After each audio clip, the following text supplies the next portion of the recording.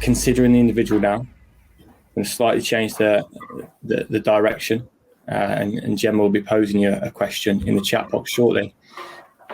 But we've had a question from Ben Taylor, which was really, really interesting beforehand. And I'm going to pose it to you, Ady, specifically. What are the advantages and disadvantages of playing to a particular player's strengths and weaknesses when finishing the attack? Focusing around a particular player's strengths and weaknesses. So I think it's something that's fascinated me, because I believe, and again, it looks different depending on what part of the game you work in. If I'm at the top part of the game and I'm at a top club, I can go and identify the player who has the strengths that will fit the system and style with which I play, and they can usually sit into that, and it will usually improve the product that I'm putting out on the pitch. If I'm at the opposite end of the game at grassroots football, well, actually quite often we just take in whoever it is who steps foot through the door, who wants to come and play.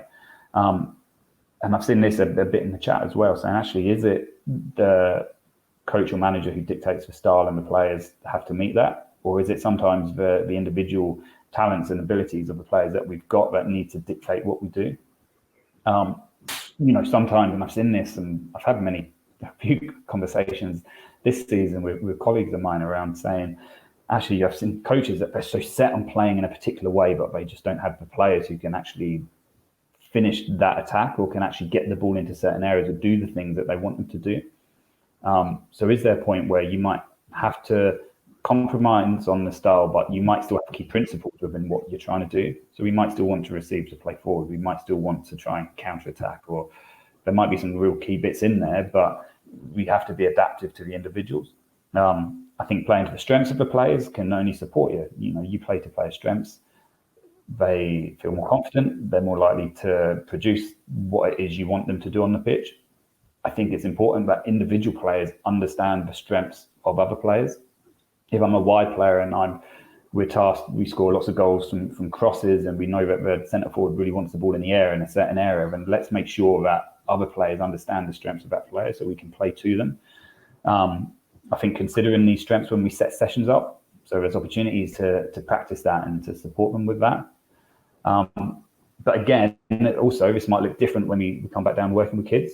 Sometimes what the strength is when they're 8 might look different when they're 10 to 12 or when they're an adult. So actually giving them a more rounded approach to individual development, picking on different things and giving them exposure to different styles, strategies, positions, roles and responsibilities. I suppose, again, you could flip it the opposite way and say we could always work to the strengths, but then if we're always working on the strengths, does that make it easier for the opposition to understand what it is we're trying to do and to set up strategy to counter our strengths, to stop us playing to do the things we do? Or actually, have you got enough freedom still and players who are adaptable enough to find ways to solve these problems that the opponents will set?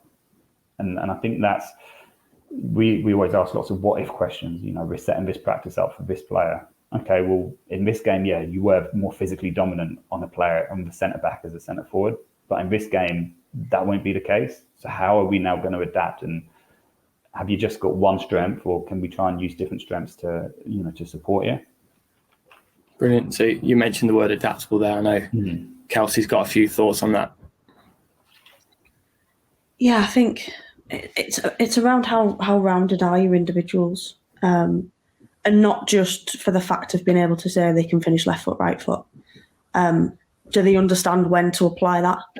So, we always talk about golfing and driving range, and I might be really good at all the clubs that I get out the bag, and then I get onto the golf course and I have no idea what club to use when. So I get it wrong. I get it completely wrong. Although the technique of what I use is great, actually applying that, the skill of applying that to the game itself doesn't quite work, because I'm not sure what to use when. So if you looked at the stats, it told us 57% right foot, 26% left foot, 16% headers.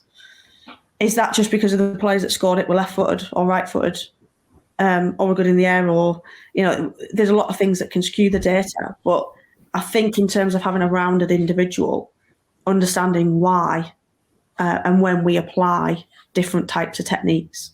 So if the pressure's coming from one side and I can't finish first time on my left foot because I'm not able to do so then does that then mean I need to make multiple touches?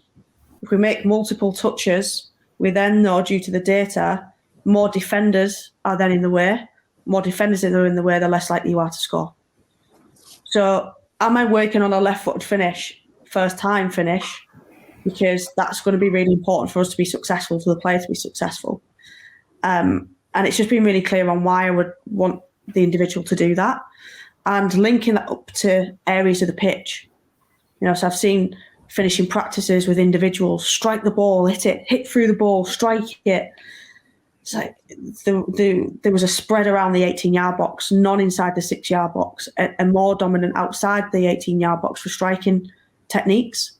But yet we're seeing that differently posed in practice design and practices that are set up for players.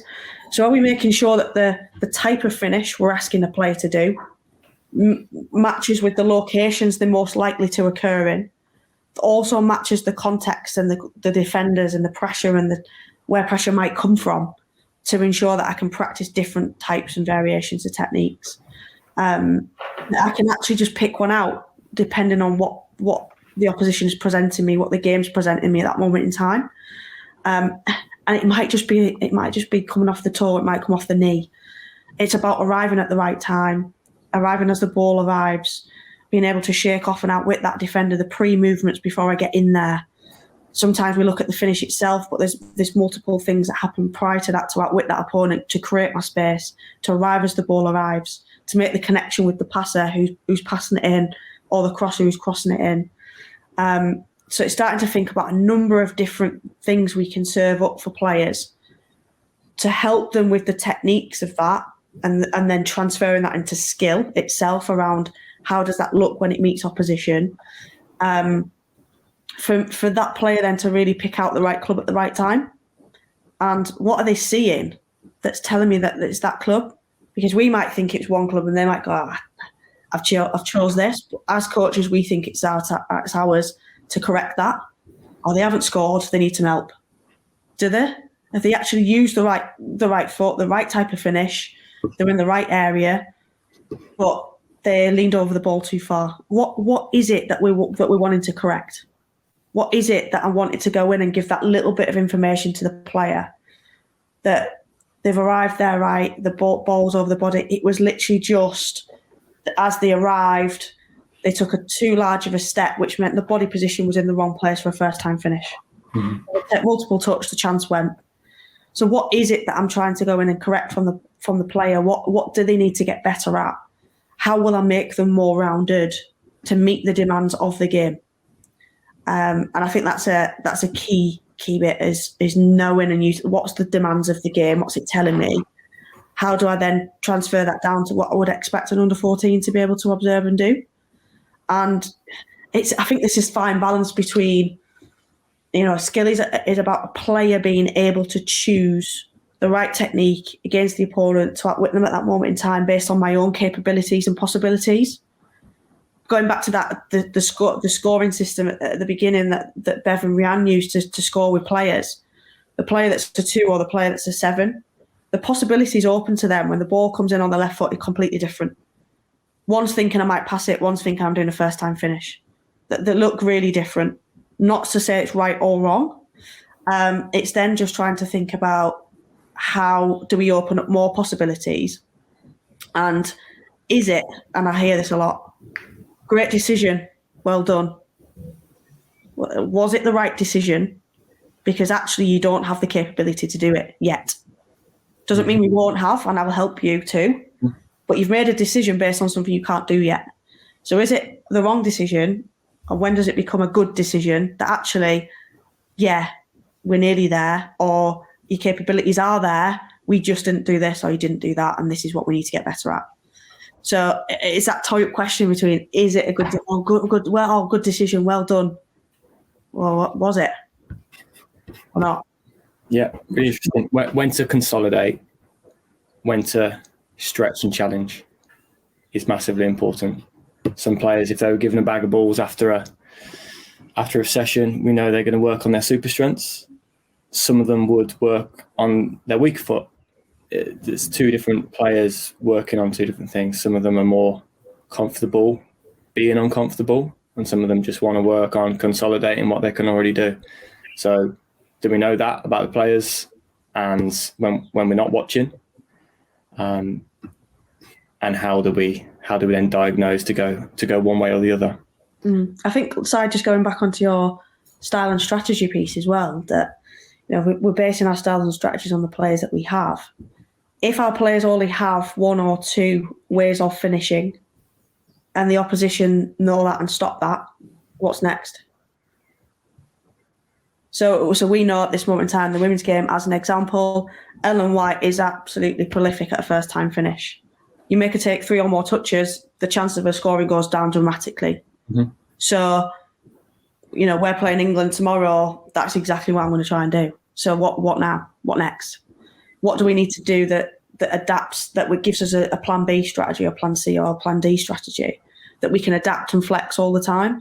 And I think continue to work on players' strengths, brilliant, because we get better at it, but also doesn't give us a plan B, C or D or E. So there's that real variation of individual with style and strategy, I think, that combine.